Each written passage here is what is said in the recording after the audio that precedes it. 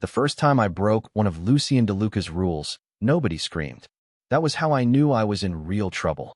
The ballroom smelled like champagne, polished marble, and money so old it no longer needed to announce itself. Crystal chandeliers glowed above hundreds of Manhattan elites dressed in black silk and tailored suits, while a string quartet played something soft enough to disappear beneath the sound of expensive laughter. I stood near the center table holding a bundle of white roses against my chest, trying not to shake as my manager rushed toward me in heels that clicked like gunshots across the floor. "Eva, where are the red arrangements?" she hissed. I blinked at her. The supplier sent the wrong shades. The white looked cleaner, so I replaced them. The color drained from her face so fast it startled me. "You what?" I glanced around the ballroom, suddenly aware of how quiet my corner of the room had become. Every table held white roses now, hundreds of them, soft ivory petals glowing beneath golden light. Elegant, calm, beautiful. I didn't understand why the catering staff looked terrified. My manager grabbed my wrist hard enough to make me drop the ribbon scissors in my hand. "Tell me you didn't touch the head table." I frowned. I changed every arrangement. Her eyes closed for 1 second like she was praying. Then the ballroom doors opened. The room changed instantly. Conversations died mid-sentence. Waiters straightened. Men in black suits near the walls adjusted their posture at the exact same moment, like soldiers responding to an invisible command. And then he walked in. Lucien DeLuca looked less like a man and more like the kind of problem people whispered about after midnight. Tall, dark tailored suit. Black tie loosened slightly beneath the collar. His hair brushed back neatly from a face too sharp to look approachable. But it was his eyes that stopped me cold. Pale gray. Empty in the way winter oceans looked empty before storms. The people around him moved carefully, respectfully, but Lucien walked like the room already belonged to him. Maybe it did. I watched his gaze travel slowly across the ballroom until it landed on the flowers, on the white roses. Every muscle in his body went still. Nobody breathed. A man beside him leaned closer like he expected instructions, but Lucien lifted one finger slightly without taking his eyes off the arrangements. Silence.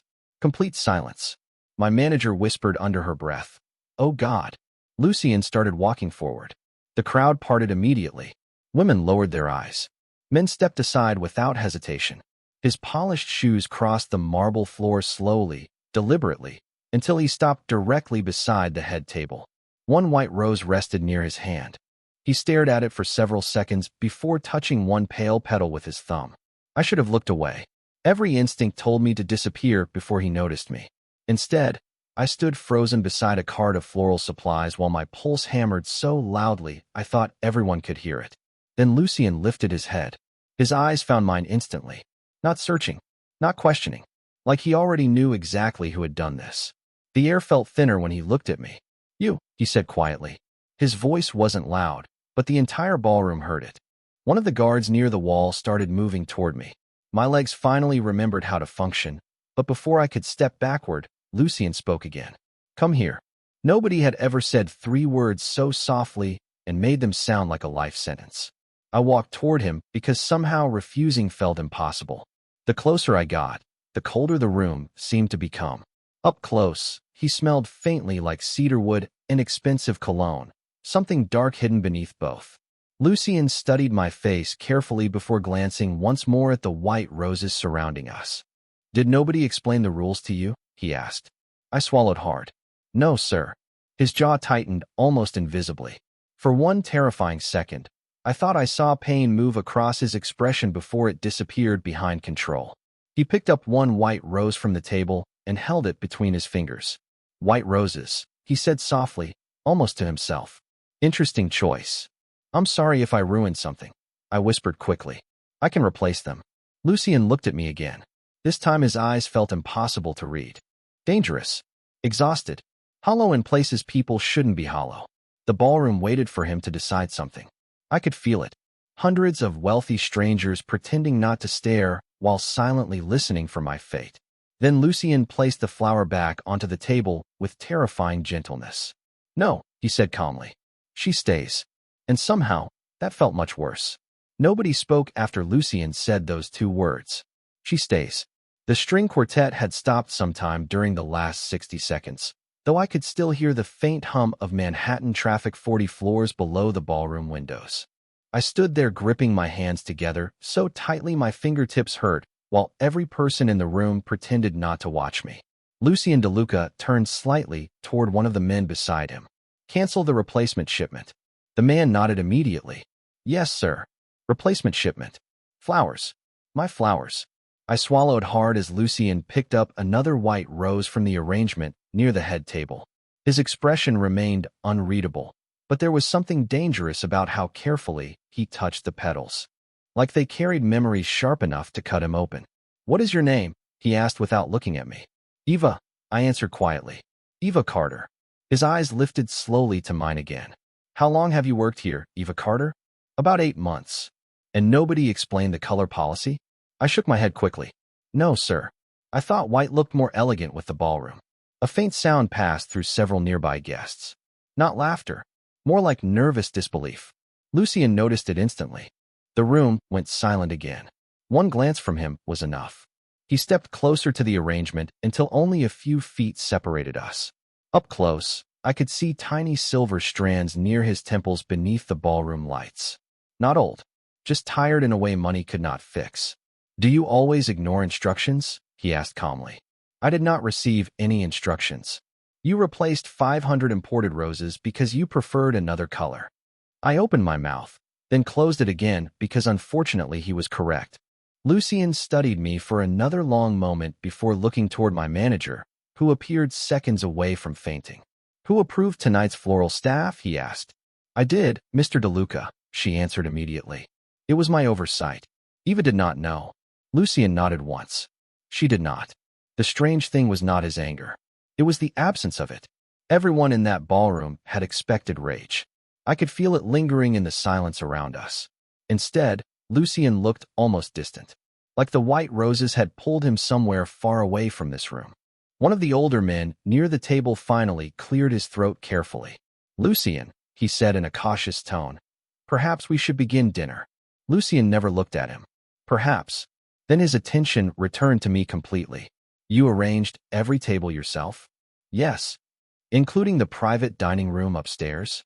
My stomach dropped. I did not realize there was another room. "There is." His voice remained perfectly level. "And now it also contains white roses." A muscle moved slightly in his jaw before disappearing again. I expected security to escort me out at any second. Instead, Lucien reached into his jacket pocket and removed a folded black handkerchief. For one confusing second, I thought he was about to hand it to me. Then I realized blood dotted my fingertips from where the ribbon scissors had nicked my skin earlier. He noticed that too. Of course he did. Lucien held the handkerchief out silently. I hesitated before taking it carefully. The fabric felt impossibly soft against my trembling fingers. "Thank you," I whispered. "You are shaking, Eva." I hated that he noticed. I think everyone in this room is shaking. For the first time all night, something shifted in his expression. Not quite amusement. Something quieter. More dangerous because of how brief it was. One of the guards near the wall stepped forward slightly. "Sir, should we remove her?" "Remove her." The words sent ice through my chest. Lucien looked at me for another endless second before answering.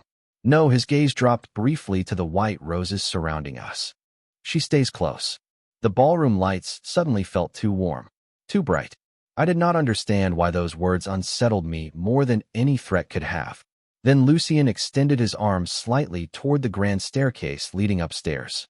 "Come with me, Eva Carter," he said softly. "I want to show you what your flowers replaced." The elevator ride upstairs felt longer than it should have. Nobody spoke. 2 men in dark suits stood behind us in complete silence while Lucien faced forward with one hand resting loosely in his pocket, his expression unreadable beneath the soft golden light above us. I kept staring at the numbers climbing higher on the screen while my heartbeat refused to slow down. 42, 43, 44. "You can still fire me downstairs," I said finally, unable to handle the silence anymore. "You do not need to make this dramatic." One of the guards glanced downward immediately, like even acknowledging my words might be dangerous. Lucien, however, looked at me through the reflection in the elevator doors. "You think this is drama?" "I think rich people enjoy terrifying employees for entertainment." The words escaped before I could stop them. I immediately regretted everything about my personality. But Lucien surprised me again. He did not look angry. If anything, he looked thoughtful. Most people are too afraid to speak honestly around me. Maybe they are smart. A faint breath escaped him. Not quite a laugh. The elevator doors opened before I could decide whether I had just insulted Manhattan's most intimidating man to his face. The private floor upstairs was quieter than the ballroom below. No music, no laughter, just warm amber lights reflecting against dark marble floors and enormous windows overlooking the city. Rain had started sometime during dinner, streaking silver lines down the glass. Lucien walked ahead of me down the corridor without explanation while the guards remained behind near the elevator. That unsettled me more than if they had followed. Trust felt stranger than fear. We stopped outside double black doors near the end of the hall. Lucien rested his hand against one handle for a second before pushing the doors open slowly. The room inside looked untouched by time. Long dining table, crystal glasses, black candles burned low along the centerpieces. And everywhere I looked, there were roses. Red roses. Hundreds of them. Deep crimson beneath the candlelight. Rich enough to look almost black. I stepped inside carefully, unable to stop staring at the arrangements. These were beautiful, I admitted quietly. Lucien remained near the doorway instead of entering fully. They were replaced 6 years ago. I turned toward him slowly. By me? By someone else? The answer landed strangely between us. My eyes moved back across the room. Suddenly I noticed it. One vase near the center remained empty except for a few white petals resting beside it. White roses had been here before. I do not understand, I said softly. Lucien walked toward the empty vase with measured steps. The DeLuca family hosts one private dinner here every year. His fingers brushed the edge of the crystal vase. Same room, same guests, same flowers. Why? Because traditions survive longer than people. The rain outside intensified against the windows. I watched his reflection blur across the glass while candlelight flickered against his suit. He looked colder in this room somehow. More alone. And white roses break the tradition? I asked carefully. Lucien looked down at the empty vase for several seconds before answering. White roses were her favorite. The sentence came quietly. No emotion in his voice. Somehow that made it worse. I suddenly understood why the ballroom downstairs had frozen when they saw my arrangements. This was not about flowers. It was about grief everyone around him had learned never to touch. I did not know. I whispered immediately. Nobody told me. Lucien finally lifted his eyes toward mine again. There was something dangerous inside them now, but beneath it sat exhaustion so deep it almost hurt to look at. That is the problem, Eva. He stepped closer slowly until only a few feet separated us beside the candlelit table. You touched something nobody has dared touch in years. I swallowed hard. I can leave after tonight. You will never see me again. Lucien studied my face carefully like he was deciding whether he believed me capable of disappearing from his world. Then his gaze shifted briefly toward the white petals near the vase. No, he said softly. Now I need to know why seeing your flowers did not make me angry. The storm outside turned Manhattan into blurred silver and black, while I stood inside Lucien DeLuca's private dining room wondering how my life had changed so completely in less than an hour. The candles flickered softly between us, reflecting against crystal glasses untouched by dinner guests who suddenly felt very far away. Lucien still watched me with that same unreadable expression, like he was trying to solve a problem nobody else could see. You are staring, I said quietly because silence around him felt dangerous. So are you. He was right. I looked away first. Most people probably do. Most people look at me because they are afraid. His voice remained calm. You look at me because you are curious. I folded my arms tightly. Curiosity is usually how people end up in trouble. And yet you replaced every flower in my ballroom. I exhaled softly. Honestly, I just thought red roses looked sad. The words hung in the air between us. I regretted them immediately, but Lucien did not react the way I expected. His eyes drifted toward the empty vase again, toward the scattered white petals beside it. They were supposed to, he said quietly. Something about that answer made my chest tighten unexpectedly. Before I could respond, a knock sounded against the door behind us. One of the guards stepped inside carefully. Sir, dinner service is waiting downstairs. Lucien never looked away from me. Delay it. The board members are asking questions. Then they can continue asking. The guard nodded once and disappeared immediately. I stared at Lucien after the door closed again. You just delayed an entire gala because of flowers. No, his gaze lifted fully to mine again. Because of you. The honesty in his voice unsettled me more than anger would have. I looked down at the black handkerchief still wrapped loosely around my fingers where the small cut had stopped bleeding. Everything about this night felt unreal now. The ballroom, the silence when he entered, the way powerful people watched him like whether they could not control. What exactly happens now? I asked carefully. Lucien walked slowly toward the enormous windows overlooking the rain-soaked city below. That depends. On what?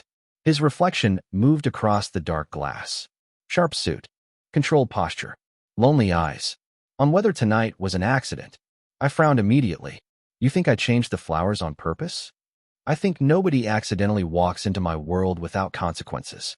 I arrange flowers for weddings and corporate parties, I said. My world is ribbon scissors and hydrangeas. I do not even jaywalk correctly. For the first time since I met him, Lucien actually smiled. Small, brief, gone almost immediately, but real enough to leave me speechless. It changed his entire face. Softer somehow, more dangerous because of it. He noticed my reaction instantly. What? He asked quietly. Nothing. That was a lie. You smiled. That surprises you. Honestly, yes.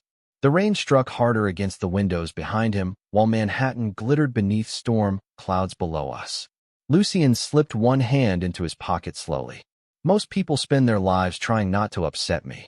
And I redecorated your emotional trauma with white roses.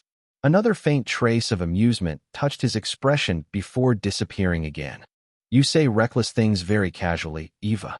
You make normal conversations feel like hostage negotiations. That almost earned another smile. Almost. But then his phone buzzed sharply against the silence. Lucien glanced at the screen. Instantly, whatever softness had appeared vanished completely. The temperature in the room seemed to drop with it. He answered the call without taking his eyes off me. What happened? A pause. His jaw tightened slightly. Who told them? Another silence. Then Lucien's gaze shifted briefly toward the white roses visible through the open doorway behind me. Something dark moved behind his eyes. No, he said quietly into the phone. Nobody touches her. My stomach dropped. Lucien ended the call slowly before sliding the phone back into his pocket. Eva. The way he said my name this time made every instinct in my body sharpen instantly. What? His expression became unreadable again. Cold. Controlled. Dangerous in that quiet way only powerful men could be. It seems, he said softly, people have started noticing you. The ride down from the private floor felt completely different from the ride up. Before, I had been nervous. Now I felt watched. Lucien stood beside me in silence while the elevator descended through the glittering layers of the hotel, his expression unreadable again after that phone call. I kept replaying his words inside my head. Nobody touches her. Not protect her. Not help her. Touch her. Like I had somehow become property in a conversation I was never invited into. The elevator doors opened directly into a private hallway beside the ballroom kitchen instead of the main entrance this time. Smart. No public scene. No curious guests. Just quiet marble floors and security guards pretending not to stare at me. Lucien stepped aside slightly, allowing me to exit first. Even that small gesture felt strangely careful. You still have not explained anything, I said once we were walking again. There is not much to explain. That is absolutely not true. He glanced toward me briefly. People connected your flowers to me. Why is that dangerous? Lucien stopped walking. I almost walked directly into him. Because people pay attention when something affects me. The kitchen doors swung open nearby as catering staff rushed in and out carrying silver trays beneath bright fluorescent lights. The smell of butter, garlic, and expensive steak drifted into the hallway, suddenly making the entire night feel bizarrely normal for 1 second. Then Lucien looked at me again and ruined that illusion completely. You should go home after tonight, he said quietly, and stay there for a few days. I stared at him. You are serious? Yes. Because of flowers. Because my world notices weakness. I folded my arms tightly. You keep saying things like that without actually explaining anything. That is intentional. Well, it is annoying. One of the guards behind him looked horrified by my tone. Lucien, however, looked tired more than angry.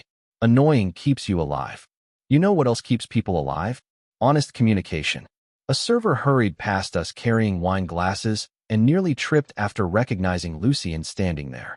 The poor guy apologized 3 times before disappearing around the corner. I watched him leave before lowering my voice. Do people always react to you like that? Lucien slipped one hand into his pocket slowly. Usually worse. That is not healthy. A faint shadow of amusement touched his eyes again. You are giving psychological advice in a catering hallway. I am giving common sense. And what does your common sense say about me? The question caught me off guard. Rain continued tapping softly against distant windows while the ballroom music started again somewhere behind the walls. I studied him carefully for a second before answering honestly. I think everyone around you is afraid to tell you when you are wrong. Lucien went still. Completely still. I immediately realized I probably should have kept that thought inside my head. And you are not afraid? He asked quietly. Oh, I am definitely afraid. His eyes narrowed slightly. Then why say it? I looked down at the black handkerchief still wrapped around my fingers before meeting his gaze again. Because underneath all this intimidating billionaire mafia mystery thing, you seem lonely enough to decorate an entire room with grief for 6 years. Silence. Heavy silence.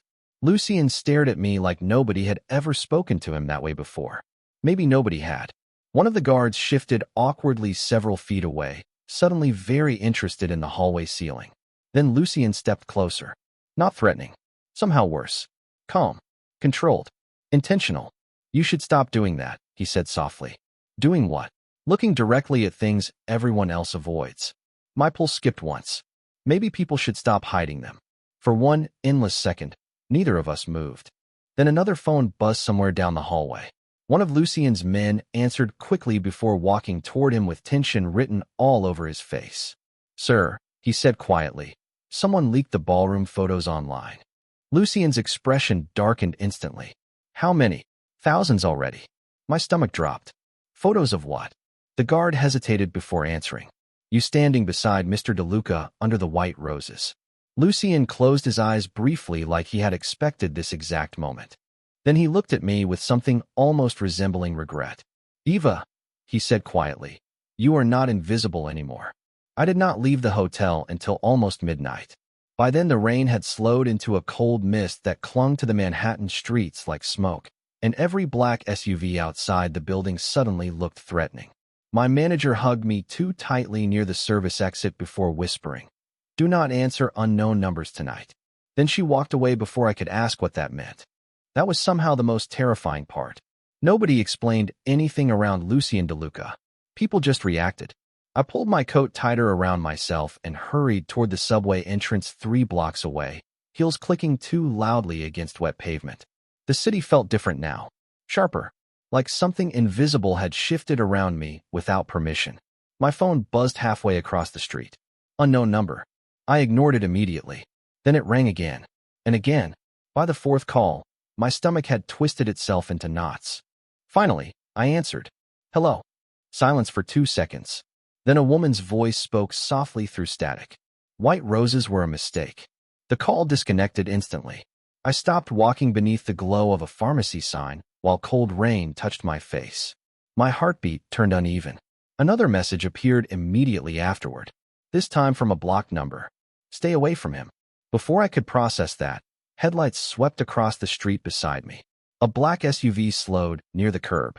My entire body locked up. The passenger window lowered halfway, and one of Lucien's guards leaned slightly toward me from inside. Mr. DeLuca sent us. Absolutely not. The guard blinked once, clearly unprepared for resistance. Miss Carter, it is not safe for you to walk home tonight. That sounds exactly like something kidnappers say. The driver looked away briefly like he was hiding amusement. The guard remained completely serious. Please get in the vehicle. No, Mr. DeLuca was very clear. That is wonderful for him. I stepped backward toward the sidewalk edge. But I do not get into mysterious luxury vehicles with men who look like they moonlight as international assassins. The guard stared at me for one long second before speaking quietly into an earpiece. She is refusing. A pause. Then his expression changed slightly. Understood. Suddenly the rear passenger door opened from inside, and Lucien himself stepped out onto the wet sidewalk. Of course he did, because apparently terrifying entrances were part of his personality now. Rain gathered across the shoulders of his dark coat, while traffic lights reflected silver across the pavement around him. Even at midnight, people nearby immediately moved out of his path without understanding why. Power recognized itself before logic could explain it. Lucien looked at me carefully. You are difficult. You sent armed strangers after me. Security. That is not less alarming. He glanced briefly at my phone, still clutched tightly in my hand. You receive calls. It was not a question. How do you know that? Because I expected them. Something cold slid down my spine. Lucien stepped closer, lowering his voice slightly beneath the sound of distant traffic. People online connected the flowers to Elena. I frowned immediately. Elena. For the first time all night, genuine emotion cracked through his calm expression. Brief. Sharp. Gone too quickly to fully understand. The woman who loved white roses. Silence settled between us while rain tapped softly against nearby cars. Suddenly the entire night felt heavier. Real grief always did. I am sorry, I said quietly before I could stop myself. Lucien's eyes lifted toward mine slowly. Do not apologize for something you did not know. Then why does it feel like everyone blames me anyway? He looked at me for several seconds without answering. Somewhere down the block, a siren echoed faintly through the city. Because people fear what changes me, he finally said. The honesty in his voice unsettled me more than the guards, more than the phone calls, more than the whispers. I looked away first. I still think you are overreacting. And I think you underestimate how visible you became tonight. Visible to who? Lucien glanced toward the dark street behind me before answering quietly. People who pay attention when I look at someone twice. My pulse skipped once. The rain continued falling softly around us while the city lights blurred across the wet pavement. Then Lucien opened the SUV door beside him and held it there patiently. Get in the car, Eva. I folded my arms stubbornly. You really are used to people obeying you. A faint shadow crossed his expression. Tired. Familiar. Only the ones who survive. I should have walked away. Any sane person would have. But the problem with Lucien DeLuca was that he made danger sound reasonable. Rain slid across the black SUV windows as Manhattan blurred outside beside us in silver streaks of light and shadow. Nobody inside the vehicle spoke. The two guards in the front seats looked carved from stone, while soft classical music played quietly through hidden speakers. Meanwhile, I sat beside one of the most intimidating men in New York, trying very hard not to think about anonymous phone calls or the fact that people online apparently cared what flowers I used at a gala. Lucien rested one arm against the door beside him, staring out at the city with the same distant expression he always wore whenever silence settled between us. So, I said finally, am I being kidnapped professionally or casually? One of the guards coughed suddenly like he was choking back laughter. Lucien looked toward me slowly. You are being protected. That sounds expensive. It is. I cannot afford this. I did not ask you to. The SUV turned downtown, away from the subway route to my apartment. My stomach tightened immediately. Where are we going? Somewhere safer than your building. You cannot just decide that. Lucien finally looked directly at me again. I can. The confidence in his voice irritated me instantly. See, this is exactly what I mean. You keep saying things like that, as if the entire world operates on your permission. A large part of it does. I opened my mouth to argue, then stopped because unfortunately that did not sound like arrogance. It sounded like fact. Outside, the rain intensified again, while traffic lights reflected red and gold across the wet streets. Lucien's phone buzzed softly in his coat pocket. He checked the screen briefly before handing the device toward one of the guards. Answer it. The guard obeyed immediately, not because he feared Lucien, because trusting him seemed automatic around people like this.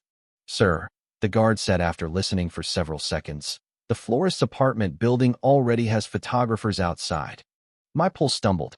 What? Lucien did not look surprised. How many? At least 6 cars. Move them away from the entrance. Already handling it. I stared at Lucien in disbelief. Why would photographers be outside my apartment? Because the internet enjoys mystery. I arranged flowers. You stood beside me. The answer came quietly. Like that alone explained everything. Maybe it did. Lucien loosened his tie slightly beneath the dim overhead lighting before looking toward me again. You should turn your phone off tonight. You say that like my life accidentally became a spy movie. Your life accidentally crossed mine. Something about the way he said it made the air inside the SUV feel smaller. I looked down at my hands instead. The black handkerchief still rested loosely around my fingers. Expensive fabric wrapped around florist cuts. The contrast suddenly felt absurd. What was she like? I asked before I could stop myself. Silence. The driver glanced quickly toward the rearview mirror before looking away again. Lucien remained perfectly still beside me. Elena, I clarified softly. The woman with the white roses. The city lights passed across his face slowly while rain tapped against the windows around us. For 1 second, he looked exhausted enough to break my heart. Kind, he answered quietly. Too kind for my world. I swallowed hard. What happened to her? Lucien looked back out the window. Someone wanted to punish me. The softness disappeared from his voice afterward. Not anger. Worse. Absence. I suddenly understood why nobody around him mentioned her name. Grief lived inside him like a locked room everyone had learned not to enter. The SUV finally slowed beneath the awning of a towering stone building overlooking Central Park. Old money. Private entrances. Security posted discreetly near the doors. Definitely not somewhere normal people accidentally visited. I frowned immediately. This is a hotel. No, Lucien said calmly while the driver stepped out to open our door. It is my building. My stomach dropped. Absolutely not. Lucien stepped out into the rain before turning back toward me patiently. Eva, I am not staying in some billionaire fortress because strangers online saw me near flowers. You are staying because someone already tried contacting you directly. That could have been anyone. Exactly. Thunder rolled faintly above the city while rain shimmered against the black pavement below us. Lucien held the SUV door open with one hand, calm as ever. You said earlier that honest communication keeps people alive. His pale gray eyes met mine steadily through the rain. Then let me be honest now. The softness in his voice unsettled me more than the storm. If you go home tonight, I will not be able to protect you. I told myself I was only staying one night. That was the lie I repeated inside my head while Lucien's private elevator carried us toward the top floors of his building high above Central Park. Rain streaked across the glass walls around us while Manhattan glowed beneath the storm like something restless and sleepless. The elevator itself was larger than my entire apartment kitchen. Soft lighting, dark marble floors, absolute silence except for the quiet hum of machinery carrying me deeper into a world I did not belong in. Lucien stood beside me with one hand loosely in his coat pocket, calm as ever. Like bringing strangers into heavily guarded luxury towers happened every Tuesday for him. You know this is insane, right? I asked quietly. Probably. That is not reassuring. You are still here. I folded my arms tightly. Temporary bad decisions do not count as trust. A faint shadow crossed his expression. No, he said softly. Trust usually arrives slower. The elevator doors opened directly into a massive penthouse wrapped in floor-to-ceiling windows overlooking the rain-soaked city. For 1 second, I forgot how nervous I was. The place looked less like an apartment and more like a museum designed by someone with unlimited money and no interest in impressing anyone. Dark wood, warm lighting, quiet jazz drifting through hidden speakers. Everything expensive without trying too hard. But what caught my attention most were the flowers. White orchids rested near the windows. Fresh lilies lined a hallway table. And near the fireplace sat a single arrangement of white roses. My eyes moved toward Lucien immediately. He noticed. Of course he noticed. I thought white roses were forbidden, I said carefully. Lucien removed his coat slowly before answering. In public.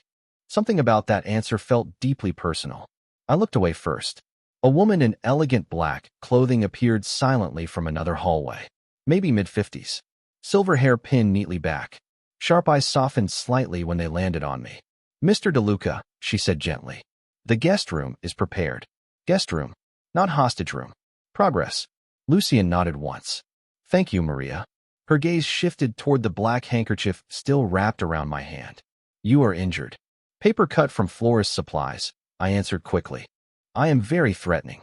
To my surprise, Maria smiled faintly. That explains why he brought home a hurricane. Lucien sighed quietly beside me. Maria. I said nothing inaccurate. She disappeared again before I could fully process the exchange. I stared at Lucien in disbelief. Someone teases you voluntarily? Maria has worked for my family since I was 14. So she is fearless. No, his expression softened almost invisibly. She is family. That word lingered strangely in the air between us. Family, not employee, not staff. The warmth in his voice when he said it unsettled me more than his coldness ever had. Lucien walked toward the bar near the windows and poured himself a glass of water instead of whiskey. Somehow that detail surprised me too. You expected alcohol? He asked without turning around. Honestly, I expected dramatic villain behavior. Disappointing, I know. Rain rolled softly against the windows while thunder echoed somewhere over the park below. I wandered slowly toward the white roses near the fireplace before stopping a few feet away from them. Fresh-cut stems, perfect petals, arranged carefully by someone who understood grief. You keep them here because of her, I said quietly. Lucien remained silent for several seconds. I keep them here, he answered finally, because this is the only place nobody tells me to move on. Something tightened painfully inside my chest. The loneliness in that sentence felt too honest to ignore. Before I could answer, my phone buzzed sharply in my coat pocket. Unknown number again. My stomach dropped instantly. Lucien noticed the change in my face immediately. Answer it on speaker. That feels like a terrible idea. Do it anyway. My hands shook slightly as I accepted the call. Static filled the line for one long second before the same woman's voice returned softly. Calm. Cold. You should not sleep in his house. Every hair along my arms rose. Who is this? Silence. Then the woman laughed quietly. Ask Lucien what happened to the last girl who stayed too close to him. The line disconnected immediately afterward. The entire penthouse went silent.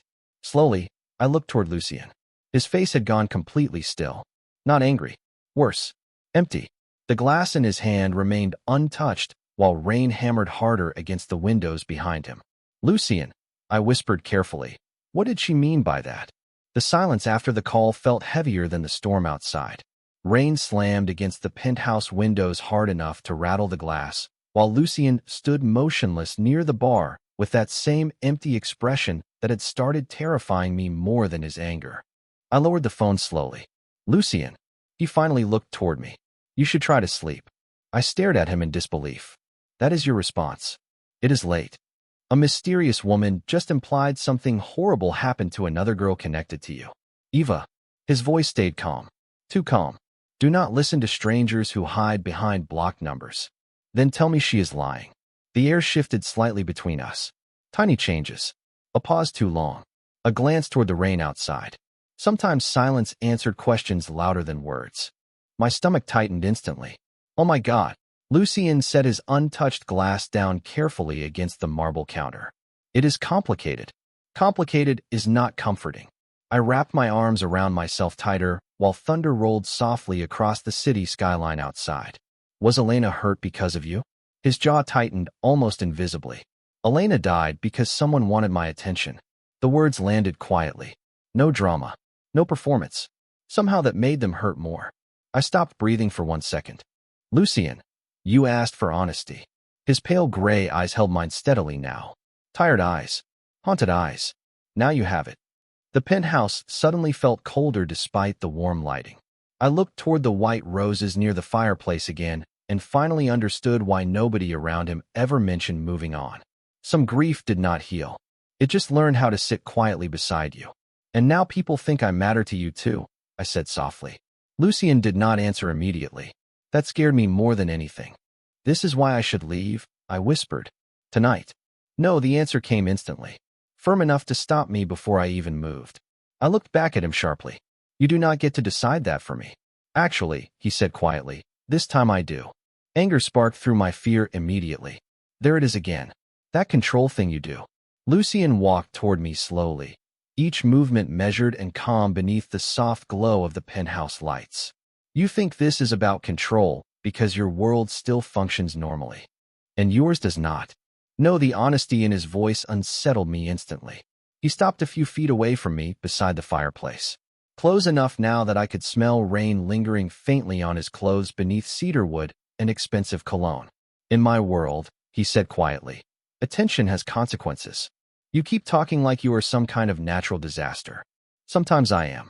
I hated how serious he sounded when he said it. The storm outside flashed silver across the windows, while Manhattan glittered beneath clouds and rain. Somewhere deep inside the penthouse, an old clock chimed midnight.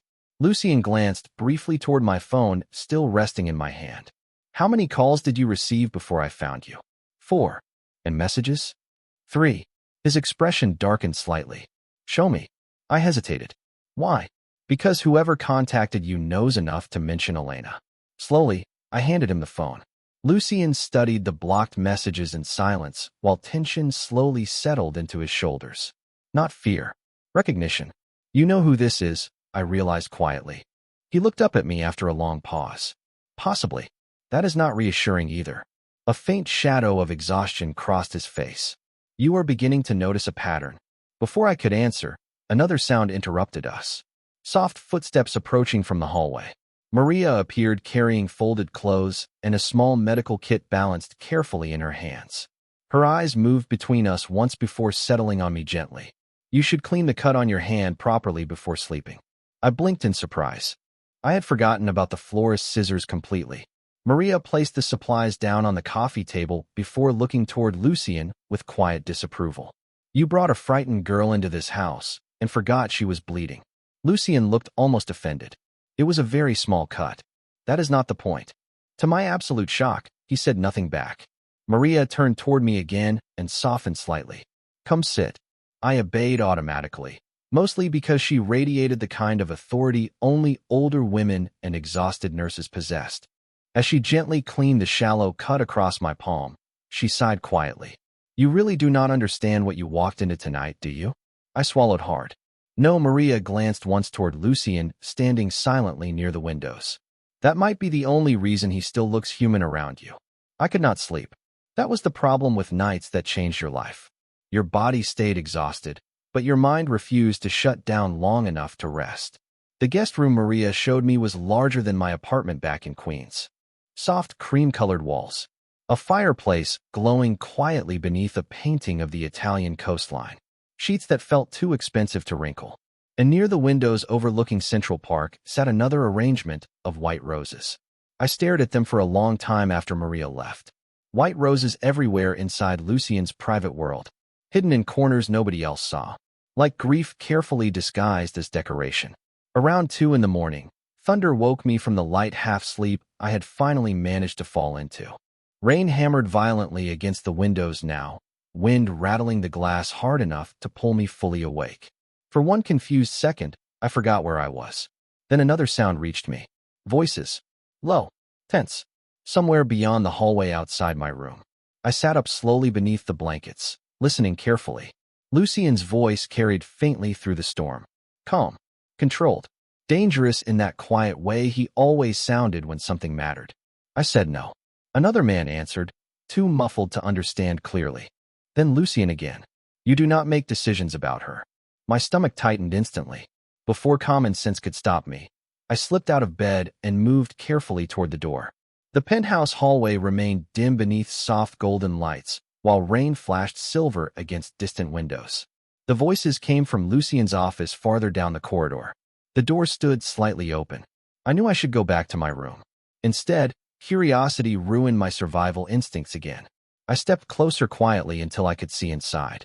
Lucien stood near the windows with one hand braced against his desk, while 3 men in dark suits faced him across the room. The tension inside the office felt heavy enough to touch. The board is concerned, one of the men said carefully. Older than the others.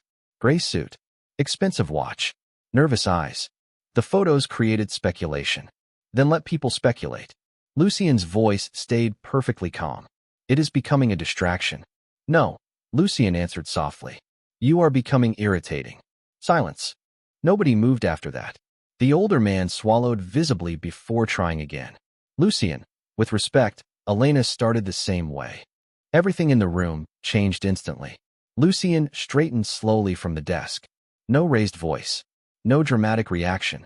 Somehow that made the shift more terrifying. Be very careful what you say next, he said quietly. Even from the hallway, I felt the warning inside those words. The older man looked down immediately. I only mean that attachments create vulnerabilities. Eva is not your concern. My pulse stumbled hearing my name spoken that way. Firm. Final. Like a locked door. One of the younger men shifted uneasily beside the desk. Then perhaps distance would help calm the situation. Lucien looked toward the rain beyond the windows for one long second before answering. No, just one word. But absolute. The office fell silent again. Then Lucien spoke without turning around. Eva. Every nerve in my body froze instantly. Slowly, he looked toward the hallway where I stood caught like an idiot outside his office at 2 a.m. You are very bad at following instructions. The other men turned sharply toward me. Wonderful. Exactly how I wanted to die emotionally. I stepped awkwardly into the office, clutching the edge of my sweater. In my defense, your penthouse echoes like a movie villain mansion. One of the younger men looked horrified by my response. The older man simply stared at me with visible disbelief, probably wondering how I was still alive. Lucien, however, rubbed one hand slowly across his jaw like exhaustion physically hurt him now. You should be asleep. You should stop discussing me like I am not standing 10 feet away. The older man immediately straightened. Miss Carter, we were only discussing security concerns. That sounds fake when rich people say it. Lucien closed his eyes briefly. Tired. Frustrated. But beneath both, something softer lingered whenever he looked at me now. Something nobody else in that room seemed comfortable witnessing. Finally, he glanced toward the men near his desk. Leave us. No arguments followed. They moved immediately toward the door, though the older man paused beside me long enough to speak quietly. You should understand something, Miss Carter. His eyes shifted briefly toward Lucien before returning to mine. Nothing in this city changes him. The fact that you already have, he stopped himself carefully. That makes people nervous. Then he walked away into the hallway silence, leaving me alone with Lucien and the storm roaring outside the windows. The office felt quieter after the other men left. Not peaceful, just honest. Rain crashed against the windows overlooking Central Park while Lucien stood near his desk with both hands braced against the dark wood surface, his head lowered slightly, like exhaustion weighed more than the storm outside. I stayed near the doorway, suddenly aware of how intimate silence could become at 2 a.m. You should probably stop frightening wealthy businessmen before breakfast, I said softly. Lucien looked up slowly. You heard enough to know they were frightened before you arrived. That does not seem normal. It is for me. The honesty in his voice unsettled me again. Everything about him did. 1 second, he looked untouchable. The next, he looked like a man carrying grief, so heavy it bent the air around him. I crossed my arms tighter against the cold. So let me understand this correctly. People online saw photos of us standing near flowers, and suddenly your entire organization acts like civilization is collapsing. Essentially, that is ridiculous. No, Lucien straightened slowly from the desk. What is ridiculous is how quickly they noticed. I frowned. Why does everyone care so much who you look at? His expression darkened slightly. Because I stopped looking at anyone after Elena died. Silence settled heavily between us. The storm flashed silver against the windows behind him, illuminating the office in brief, cold light. I suddenly understood why those men downstairs looked nervous. This was not about romance or gossip. It was about change. And powerful people feared change more than anything. Lucien moved around the desk toward me with slow, measured steps. Most people around me survive by understanding patterns. And I broke one. Completely. Something about the way he said it made my pulse skip once. I looked away first, focusing instead on the shelves lining his office walls. Books. Old photographs. A chest set near the fireplace. Not what I expected from a man whispered about like an urban legend. Then my eyes landed on a framed picture half hidden beside the bookshelves. A woman smiling beside Lucien beneath white roses. Elena, younger than I expected. Bright eyes. Warm smile. Alive in a way photographs sometimes captured too perfectly. Before I could stop myself, I stepped closer to the frame. Lucien noticed immediately. You keep looking for her, he said quietly. I think everyone in this penthouse still does. The answer slipped out before I could soften it. Lucien went silent behind me. I stared at the photograph another second before speaking carefully. She looked happy. She was. His voice changed when he talked about her. Softer. Human. Until she met me? I asked before thinking. The room went completely still. I immediately regretted the question. Lucien walked closer slowly until he stood beside me near the bookshelf, both of us looking down at the photograph together. No, he said quietly after a long pause. She was happy because she met me. I looked up at him in surprise. His pale gray eyes remained fixed on the frame instead of me. People assume tragedy erases everything that came before it. He continued softly. It does not. The grief in his voice hurt to hear. Not dramatic grief. Worse. The kind that learned how to speak politely while quietly destroying you anyway. Do you still love her? I whispered before common sense could save me. Lucien finally looked at me then. Really looked at me. Thunder rolled low across the city while soft lamp light reflected against the storm in his eyes. Every day. The honesty of it hit harder than I expected. No hesitation. No confusion. Just truth. I nodded slowly, unsure why disappointment suddenly tightened inside my chest. That made absolutely no sense. I had known this man for less than 24 hours. Before either of us could speak again, a sharp knock interrupted the silence. One of the guards stepped into the office immediately, tension visible across his face. Sir. Lucien's expression shifted instantly back into control. What happened? Someone entered Miss Carter's apartment building 30 minutes ago, posing as maintenance staff. Cold spread through my body instantly. What? The guard continued carefully. Your landlord confirmed no maintenance was scheduled tonight. Lucien's entire posture changed beside me. Calm somehow became dangerous. Did they reach her apartment? No, sir. Our men intercepted them in the hallway. My heartbeat turned uneven. Suddenly the blocked calls did not feel anonymous anymore. They felt close. Real. Lucien looked toward the rain-dark windows for 1 second before turning back toward the guard. Increased security on every entrance. Already done. And nobody leaves this floor without my approval. Yes, sir. The guard disappeared immediately afterward. Silence returned. Heavy. Different now. I stared at Lucien while fear slowly tightened in my chest. You were right. He looked at me steadily. I know. The softness in his voice somehow made everything more terrifying. Morning arrived quietly inside Lucien DeLuca's penthouse. The storm had passed some time before dawn, leaving Manhattan washed clean beneath pale, silver sunlight spilling through the floor-to-ceiling windows. I stood alone in the kitchen wearing one of Maria's oversized sweaters while coffee brewed beside me, and the city slowly woke 40 stories below. Everything felt strangely normal for a place guarded like a private fortress. Soft jazz played somewhere distant. Fresh pastries rested untouched on the marble counter. White roses sat near the windows glowing beneath the early morning light like nothing dangerous had ever happened around them. That was the unsettling thing about Lucien's world. Fear arrived dressed in elegance. I barely slept after the news about my apartment. Every sound outside the guest room made my heart jump. Every passing shadow beneath the doorway looked suspicious. But sometime around 5 in the morning, exhaustion finally won. Now sunlight made the night feel unreal. Almost. You look terrible, Maria announced gently while entering the kitchen carrying a tray of fruit. I blinked at her over my coffee mug. Good morning to you too. That was my gentle version. She placed the tray down before studying me carefully. You barely slept. Your adopted mafia prince attracts stressful situations. Maria sighed like this conversation exhausted her spiritually. Lucien attracts responsibility. The stressful situations arrive free of charge. I glanced toward the hallway. Where is he? Working. At 7 in the morning? Lucien stopped sleeping normally years ago. Something about the sadness in her voice made me lower my cup slowly. Because of Elena? Maria remained quiet while adjusting the flowers near the windows. Partly. And the other part? Her eyes met mine briefly. Loneliness changes people in ways grief alone cannot. Before I could respond, footsteps echoed from the hallway. Lucien entered the kitchen still wearing yesterday's dark shirt, sleeves rolled slightly past his forearms, tension visible across every inch of him despite the calm expression on his face. He looked like he had not slept at all. His pale gray eyes found me instantly. You are awake. Excellent observation skills. One corner of his mouth almost moved.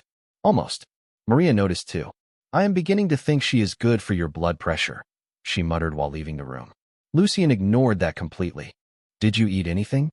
I stared at him in disbelief. People broke into my apartment building 6 hours ago, and you are asking about breakfast? You should still eat. That is annoyingly reasonable. Lucien walked toward the coffee machine and poured himself a cup in silence. Morning light softened the sharp edges of him slightly. Less untouchable billionaire. More exhausted man, trying very hard not to fall apart in front of strangers. My men identified the fake maintenance workers, he said finally. My stomach tightened immediately. Who sent them? Someone connected to an old rival organization. Because of me? Lucien looked down at his untouched coffee for 1 second too long. Because of me.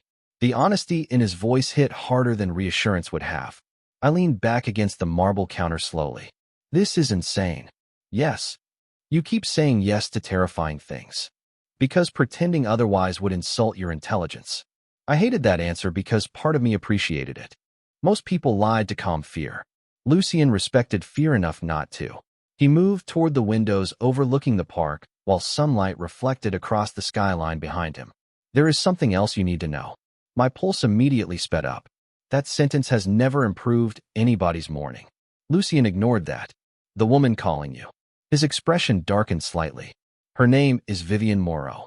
The name meant nothing to me. Should I know who that is? No, he looked out across the city for one long second before continuing quietly. But she knew Elena. Silence settled between us instantly. I stared at him carefully. What exactly does that mean? Lucien finally turned back toward me. The exhaustion in his eyes looked older than the sunrise. It means someone from my past believes history is repeating itself. A chill moved slowly down my spine. And is it? The question escaped before I could stop it. Lucien went still, completely still beneath the soft morning light. Then he walked slowly back toward me until only a few feet separated us beside the marble counter. Close enough now that I could see how tired he truly looked. Close enough to notice the faint scar near his jaw I had somehow missed before. No, he said quietly.